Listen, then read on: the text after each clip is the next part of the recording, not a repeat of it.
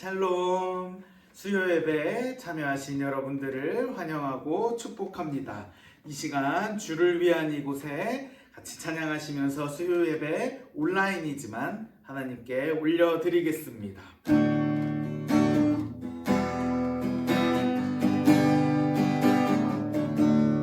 주를 위한 이곳에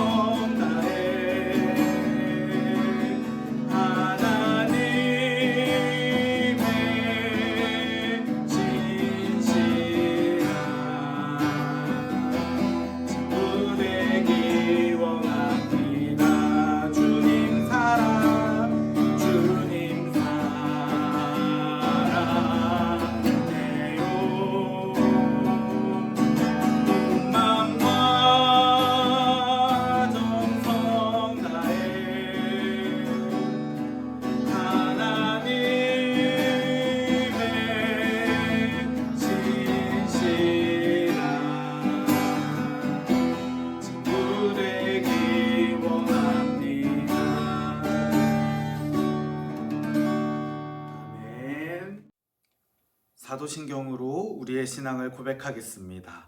나는 전능하신 아버지 하나님 천지의 창조주를 믿습니다. 나는 그의 유일하신 아들 우리 주 예수 그리스도를 믿습니다. 그는 성령으로 잉태되어 동정녀 마리아에게서 나시고 본디오 빌라도에게 고난을 받아 십자가에 못 박혀 죽으시고 장사된 지 사흘 만에 죽은 자 가운데서 다시 살아나셨으며 하늘에 오르시어 전능하신 아버지 하나님 우편에 앉아 계시다가 거기로부터 살아있는 자와 죽은 자를 심판하러 오십니다. 나는 성령을 믿으며 거룩한 공교회와 성도의 교제와 죄를 용서받는 것과 몸의 부활과 영생을 믿습니다. 아멘. 이 시간 하나님께서 우리에게 주신 말씀 요엘서 2장입니다. 요엘서 2장 12절에서 17절까지 말씀, 계시의 말씀을 제가 봉독하겠습니다.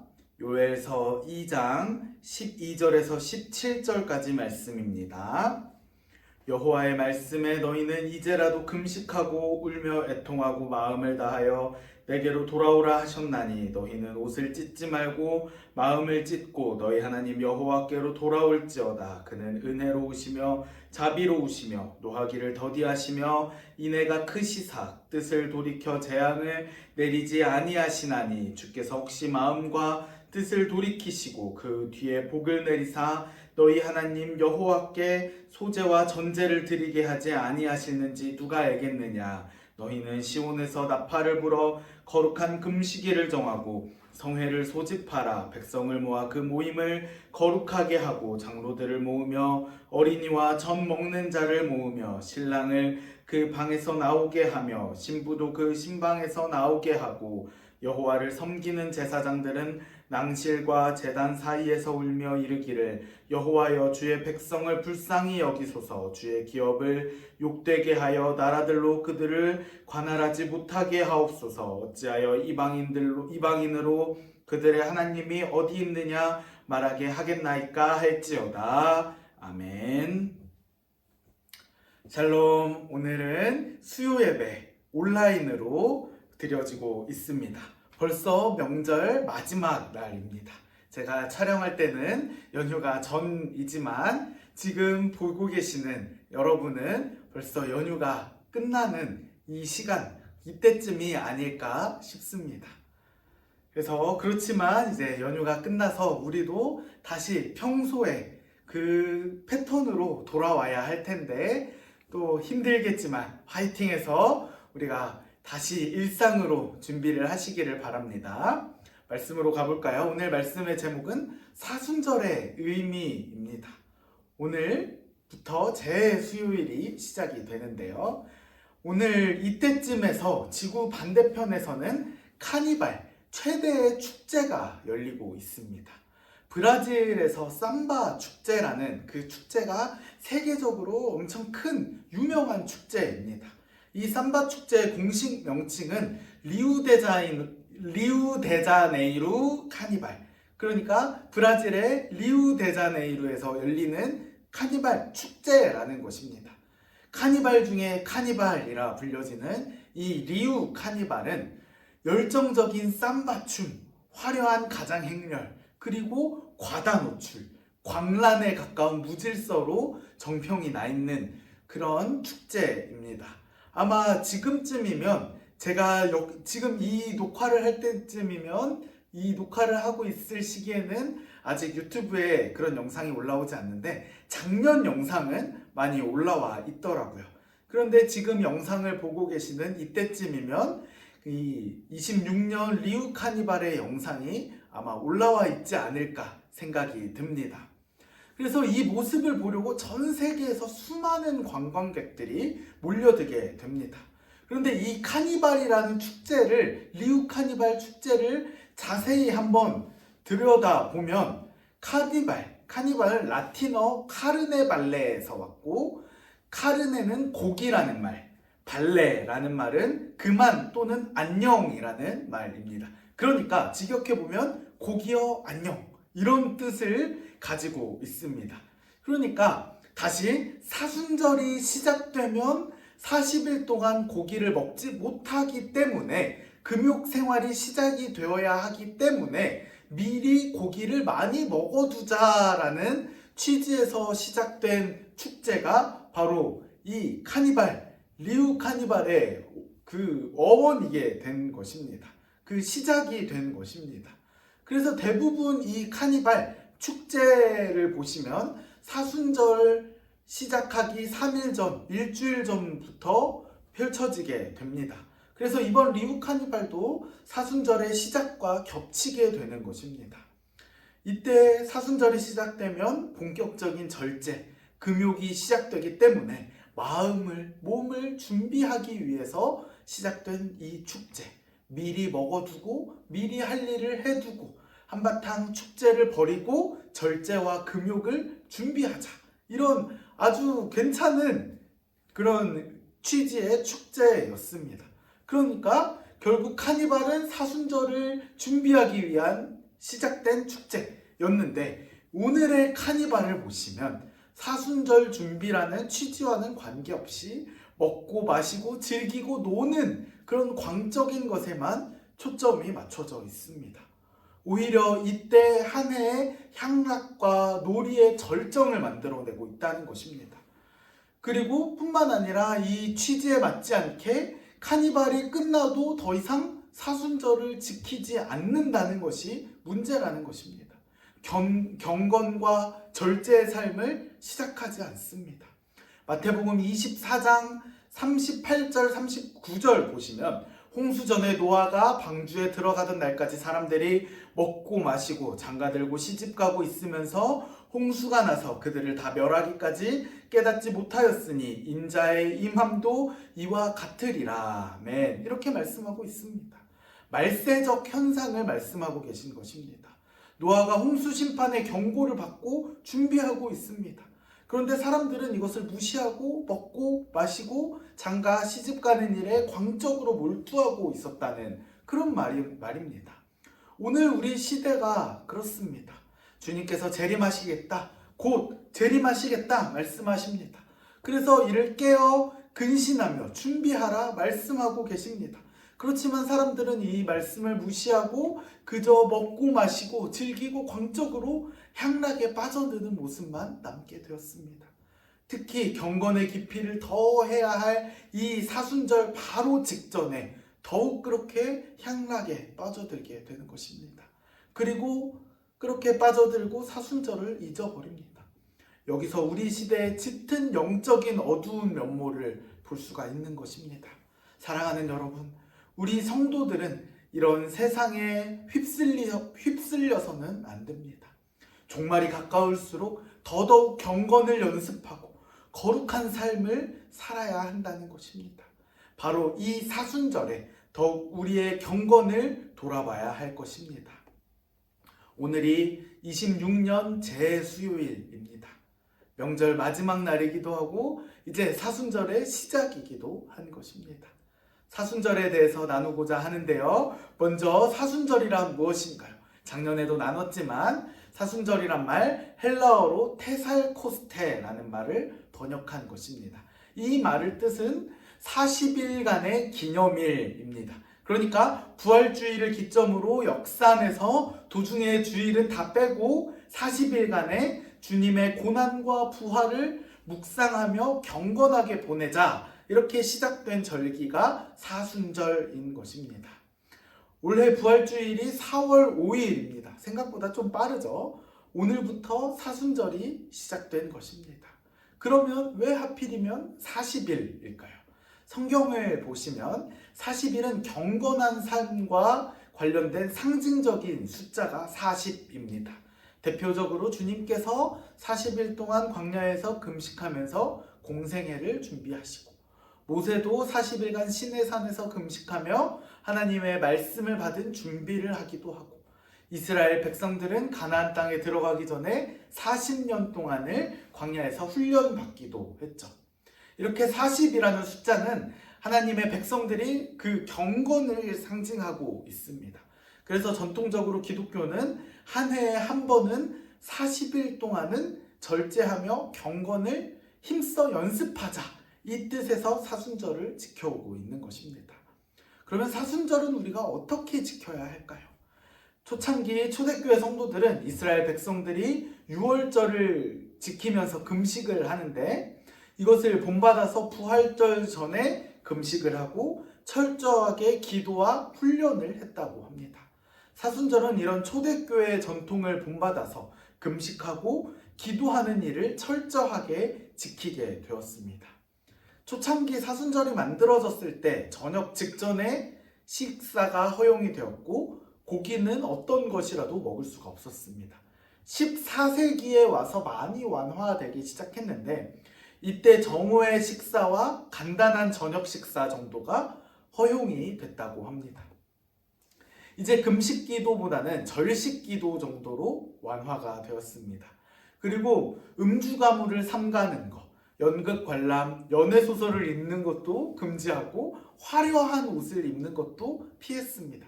물론 오늘 우리가 이런 전통을 그대로 따라야 할 필요는 없을 것입니다.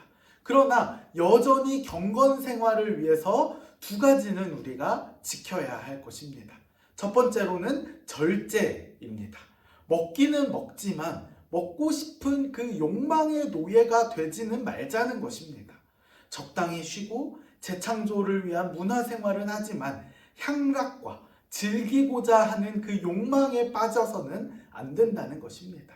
무엇인가 사로잡혀서 하나님에게로부터 나아가는 그 일이 없어서는 하나님으로부터 나아가는 것에 방해받는 일은 없어야 된다는 것입니다. 우리의 영이 육의 굴레에 사로잡혀 자유를 잃으면 안 됩니다. 다른 하나는 기도입니다. 하나님 앞으로 나아가자라는 것입니다. 하나님과의 영적 만남을 갖자라는 것입니다. 세상살이에 쫓겨 중단했던 기도를 회복하자는 뜻입니다. 영적인 나태함으로 약해진 우리의 기도를 회복해야 합니다. 주님과의 만남으로 우리의 영이 더 강건하게 해야 될 것입니다. 사랑하는 여러분, 이 사순절 시작됐습니다. 이 사순절의 기간 절제의 삶을 사시기를 소망합니다. 더욱 기도에 힘쓰시기를 소망합니다. 사순절은 우리에게 중요한 메시지를 주고 있습니다. 특별히 오늘 본문 말씀은 사순절의 메시지를 찾는 우리에게 중요한 교훈을 주고 있는데요. 15절, 16절을 제가 다시 한번 봉독하겠습니다. 너희는 시온에서 나팔을 불어 거룩한 금식일을 정하고 성회를 소집하라. 백성을 모아 그 모임을 거룩하게 하고 장로들을 모으며 어린이와 젖 먹는 자를 모으며 신랑을 그 방에서 나오게 하며 신부도 그 신방에서 나오게 하고. 아멘. 하나님께서 이스라엘 백성들에게 평소와는 다른 아주 특별한 모임을 요구하고 계십니다. 하나님께 돌아올 계기, 특별한 계기를 마련하라라는 것입니다. 오늘 사순절이 그렇습니다. 우리가 하나님께로 돌아올 특별한 계기가 이 사순절이 되어야 한다는 것입니다. 하나님께 더 가까이 나아갈 특별한 계기. 이를 위해서 우리가 귀담아 들어야 할 메시지 짧게 세 가지로 나누고자 합니다. 우리가 귀담아 들어야 할 메시지 세 가지입니다. 첫째, 자신을 돌아보아야 합니다. 12절을 보시면 하나님께서 이렇게 말씀하십니다. 내게로 돌아오라 라고 말씀을 하십니다. 우리가 주님 앞으로 나아가게 되면 제일 먼저 나타나는 현상은 우리 자신을 있는 그대로의 모습을 볼 수가 있게 되는 일입니다. 마치 거울 앞에 서 있는 것처럼 내 모습을 그대로 볼 수가 있습니다. 교만하던 사람들은 내가 얼마나 형편없는 사람이었는지, 위선을 떨던 사람들, 내가 하나님 앞에 얼마나 큰 죄인이라는 사실, 자기의 공적, 내 능력에 취해 있던 사람들, 하나님 앞에 얼마나 큰 허물이 있는 사람인지라는 그런 사실들을 발견하게 된다는 것입니다. 사순절은 제수요일, 오늘부터 시작이 됩니다. 제수요일에는 특별 예식을 가지게 되는데요. 이 예식에서 주님의 종들은 죄를 성도들의 머리에 얹어주면서 이렇게 말합니다. 흙에서 왔으니 흙으로 돌아갈 것을 잊지 마십시오. 여기서 죄는 죽음을 상징합니다. 그리고 죄를 머리에 얹어주는 것, 방자했던 내 자신을 돌아보게 하는 것입니다. 그렇습니다. 우리가 하나님 앞에 있지 않으면 내 자신이 우리가 누구인지를 잊어버리게 된다는 것입니다. 남의 눈에 티는 보면서 내 눈에 그 커다란 들보는 보지 못하는 그런 상황인 것입니다. 나를 바로 보지 못하는 상황. 하지만 우리가 하나님 앞으로 돌아가면 거울 앞에 서게 되는 것입니다. 그래서 우리의 있는 모습 그대로를 볼 수 있고 깨닫게 되는 것입니다.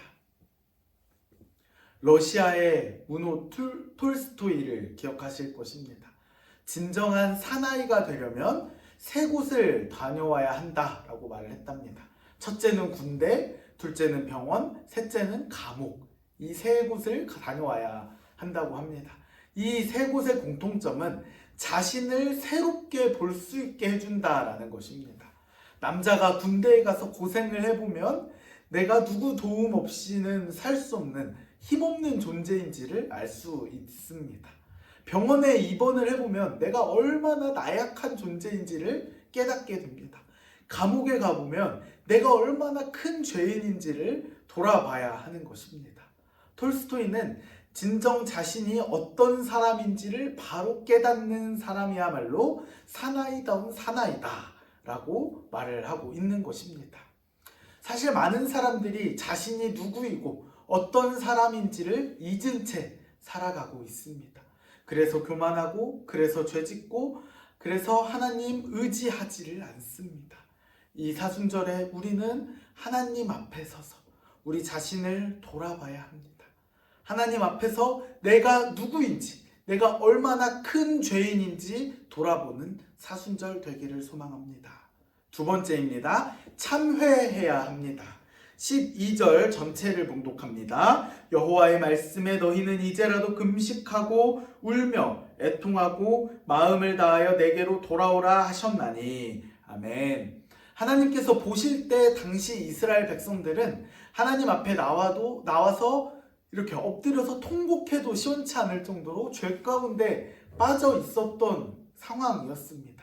하나님께서 보실 때 이스라엘의 제사장들은 늘 주의 전에 나와서 백성들의 죄 때문에 울어야만 하는 그런 큰 죄에 빠져 있는데 그렇지 않고 너무 향락에만 죄에만 빠져 있다는 것입니다. 그래서 하나님께서 눈물을 요구하고 계시는 것입니다. 우리가 하나님 앞에 서면 얼마나 큰 죄인인가 깨닫습니다. 하나님 앞에서 눈물을 흘리게 됩니다. 내 죄를 하나님 앞에서 참회하게 되는 것입니다. 우리에게도 눈물이 필요합니다.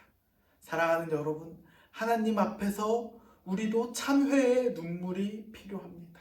이 사순절 기간에 우리에게 뜨거운 눈물의 기도가 회복되기를 소망합니다. 진정한 참회, 우리가 정결하고 거룩하게 세워지기를 소망합니다.